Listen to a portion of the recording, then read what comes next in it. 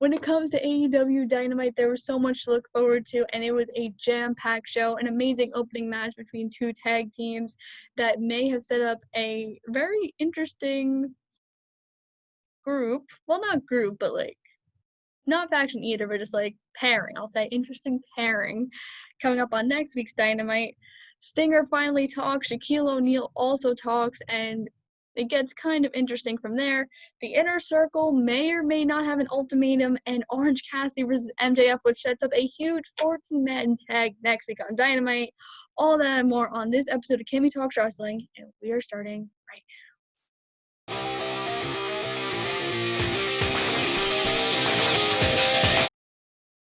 What a Dynamite! So I'm gonna start with one thing first, and so I know that Dynamite lately has been like recording their shows and pre-taping it, but the edits on this, oh my god, like I got so annoyed because you could tell it was so heavily edited because it'd be like I'll take Cody for example. So they showed Cody like entering, and then they showed like on the ramp, and then they showed like the whole thing with Sting, and they just showed him like in the middle of the ring, like on the ropes. And it just looks so edited. And like even like when they were doing replays, like if you watch like an actual sports game, and I only know this because this is what I do at school, the whole AEW Dynamite graphic that doesn't really air on replays if it's live. So it was just so heavily edited, and it got me so annoyed because I was like, why do you have to edit it that much? Like the show was fun, and I felt like it rushed a couple segments too. And I felt like it when they made cuts and stuff and like packaged it together, I don't know. That's just me, but that's one thing I really did notice. Like the show was so heavily edited and put together. So don't do that next week. But yeah, so we'll start with the star of the show. So it was the Young Bucks versus the Hybrids, and this match was so good. So the Hybrids, pretty sure I was protecting you, right? It's not each show? No, it's Hybrids. Okay. So this tag team, when they first came on in AEW, I was so excited to see them because they just looked like so different, and they're like neon, and you know they're from Australia, which is super cool, and they really showed that they're going to be a main asset in the tag team division when it comes to the future, like when the Young Bucks leave. But this match was really good. There was a lot of times where like the Young Bucks did sell for the Hybrids, and there's times that like, oh my god, you thought it was over, but it wasn't. And so the Acclaim, so there was a point where the Hybrids like tossed Nick onto the Acclaimed, and then like the Young Bucks won, and the Acclaimed went to go attack them, then SCU came out. So I'm wondering if we're gonna do that 8-man tag. I think next week it's the Acclaimed versus SCU, or it's the Acclaimed versus the Young Bucks. I think it's SCU though. But I'm excited for that because like SCU and the Young Bucks are really good friends. Like if you follow them on BTE, like they're so close and stuff. So that's kind of cool. And I just can't wait to see what they're gonna do with that. And so that was a good segment. I like that segment. It was a really good way to open the show, especially with an announcement that did not happen again for the second day in a row, but we're gonna get there. We will get there, I promise. Sting though.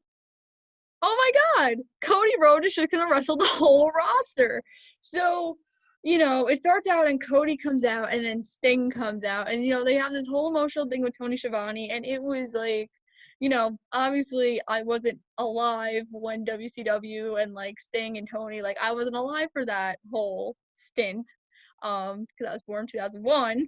I was actually born after Vince bought WCW, but he just gets so emotional because you know how close Tony is to Sting, and like Tony's known for just like it's Sting. So that was super cool. And Sting's like, I'm back in the jungle, I'm here, I'm signed for a long time, and he hints that him and Cody are gonna wrestle. And here's my thing, because I don't blame Rollins for the reason like Sting can't wrestle anymore, but I'm confused. Cause like, did he get cleared that his injury like isn't a thing? Cause if you remember his last match, which was with Rollins, he literally almost died in the ring. Because like it's something with his neck, but is like he's 61 years old. Like, is he okay? Like, is he going to be healthy? Like, I have so many questions because like he didn't necessarily say like he's going to wrestle, but he kind of hinted it because at the end he was like, See you around, kid.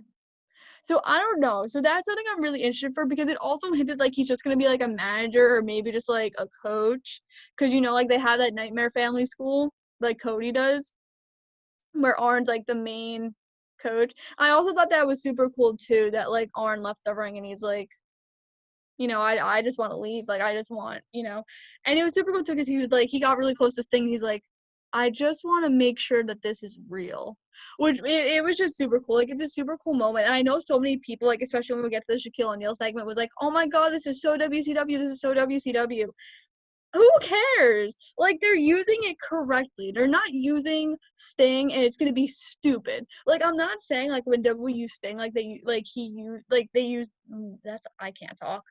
They used him in a poor way because he was in one of those main matches at WrestleMania 31 and he was in that set title storyline with Colby. Wow, I just called Rollins by his real name. LMAO. But I don't get what Sting wanted because, Sting's not young. Like, we're not going to use him daily. And you knew that that match with Taker wasn't going to happen. So was he expecting like a Goldberg type thing? Like, I don't really know. So I'm intrigued to see what Sting's going to do. And I'm really excited. And whenever this match with Cody happens, whether it be Revolution or just, I don't think it would be on a regular Dynamite, I'm really excited. So that's super cool. Speaking of Shaquille O'Neal, I mean, his promo was good, but I don't know because when it comes to celebrities that come to wrestling, I'm very skeptical because I'm like, is this gonna be good? Is this gonna be stupid? Like, what are you gonna do? Because it's a hit or miss sometimes. Like some of the celebrities, so like Ronda Rousey or like I'll use Machine Gun Kelly because like when Kevin Owens powerbombed him, like that was super cool. Like that stuff was super cool. But then I look at like when Snooki wrestled at WrestleMania and that was kind of bad. So I go back and forth here, and I know like Shaquille O'Neal has a contract with TNT that it's like, oh, I can appear on any show, so he is gonna appear on Dynamite. So basically what happened was like Shaquille O'Neal was talking to Brandy, and then they were talking about Jade, and then he was like, oh, like, I love the Rhodes family. I love them so much. But Brandy, you should really take pointers from Jade. And, like, I can't wait till you two face off in the ring. And then Brandy just, like, threw water on Shaquille O'Neal.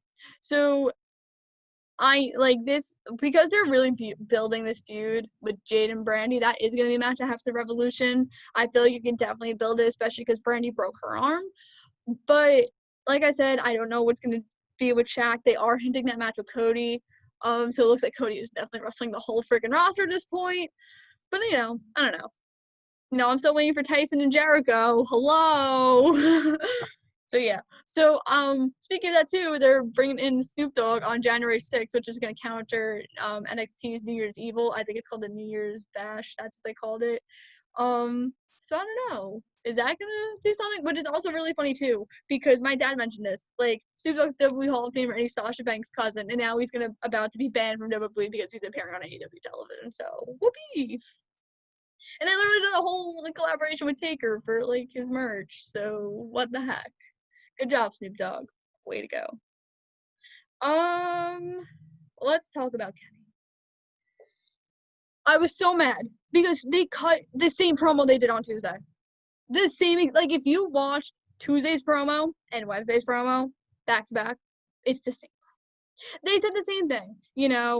We've been playing this for years. Jericho and Omega was the thing that made AEW. Tony graciously invited me here, but like he didn't know that we were planning this, and now here we are, and we make history. And like Kenny's done all this historic stuff. Why? Why are you going to tell me on Impact, oh my God, Kenny has an announcement on Wednesday, and then cut the same promo? Like, I get it. It's kind of cool. I mean, he came in on a helicopter, which is also kind of cool. But why? Just why? Why can't you just tell me what we're doing? Like, I get you're kind of like suspensing me here, and you're like, oh my God, should I tune into Tuesday night Impact because maybe Kenny's gonna show up again? Like, no. Just tell me what's gonna happen. Tell me like you guys have like you guys have like a cross brand. Tell me that Kenny's gonna show up Saturday at Final Resolution. Like, thank you for giving me nothing. Thank you, AEW. You guys are the best. The Inner Circle Ultimatum, though, was so good. So, my favorite part of this whole thing was when, they finally made up and Hager's like, I have a question. Why is this guy staring at me? And then Wardlow's like, I'm not staring at you, you're staring at me. And they're going back and forth. And it was so funny because literally, if you look at every single backstage segment they did, or every single, on-screen segment they had, they're staring at each other. So it was just so funny. And I was literally crying.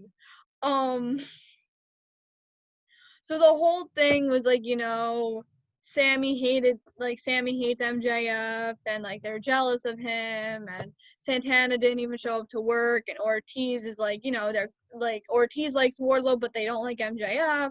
So then Jericho's like, okay, what if we all get on the same page, and what if Sammy just shakes MJF's hand, and then Sam's like, okay, I trust you, Jericho, but if one more thing happens, I'm quitting the Inner Circle. And the other thing I found so funny was MJF was still trying to blame Sammy for the towel, and Chris is like, Max, we watched Dynamite. We saw what happened. We saw what you did. It was you. He's like, oh, I just got caught. So this was really good, and it led into the main event. So when I get to the main event, I was like, I might have to get up Tony Khan's tweet so I know who exactly was at ringside on behalf of Cassidy. So it was MJF versus Orange Cassidy for the Diamond Ring. So the Inner Circle announced we're gonna be at ringside, and so it was literally 6-on-3 because the best friends were there. So then Top Flight came out. Brandon Cutler. I'm reading right from Tony Khan's tweet. I'm so sorry. I wasn't going to remember it. The Varsity Blondes and the Best Friends. Well, they were already out there. So, they just start brawling, right? And, oh my God, this ending was so good. Because, you're sitting there and you're like, okay, the Inner Circle is going to interfere. And my favorite spot was, Chris threw Max the bat. And he's he does the whole Eddie Guerrero spot where he's lying on the floor and MJF has the bat.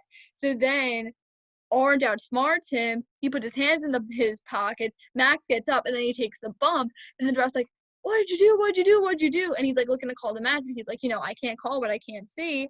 So the match is going on. There's a brawl on the outside. Everyone's fighting. And then out of nowhere, Miro! Oh my God! Thank you, AEW, for using him. Miro comes out and just destroys Orange Cassidy because you remember him and Kip are feuding with the Best Friends. And because of Miro beating Cassidy up, MJF is your 2-time Diamond Ring champ? Diamond Ring winner, I guess? So, yeah. So, this was really good. It was really unexpected because you really much felt okay, Inner Circle's going to help MJF win. But no, it was something so unexpected. It furthers a feud. And even this 14-man tag next week, it's going to be really good because, it's a bunch of feuds, intertwining with each other. Some people we don't even see on AEW Dynamite. I don't remember the last time we saw Top Flight there. I don't think Brandon Cutler's had a match on. I think the only time Brandon Cutler had a match on Dynamite was the first Dynamite in Washington. The Varsity Blondes, they debuted last night on Dynamite, and the Best Friends we see every week, and of course MJF we see every week too. But it gives you an opportunity to use names. I remember me and my friend actually had this whole debate because he was like, so what do you like better, WWE or AEW? And I said, AEW gives more stars opportunities where in WWE you see the same 5 or 10 people in that main event spot. You see them in that title picture where they're giving people these opportunities, where in WWE, Brandon Cutler would not even be used. So I love that, and I love that you're just intertwining storylines. It makes it interesting, and I'm excited to tune into next week. And I swear, if you don't do this any announcement, I'm going to be so angry. I might throw this computer out a window, which would also be really bad because until Christmas, this is what I'm filming on.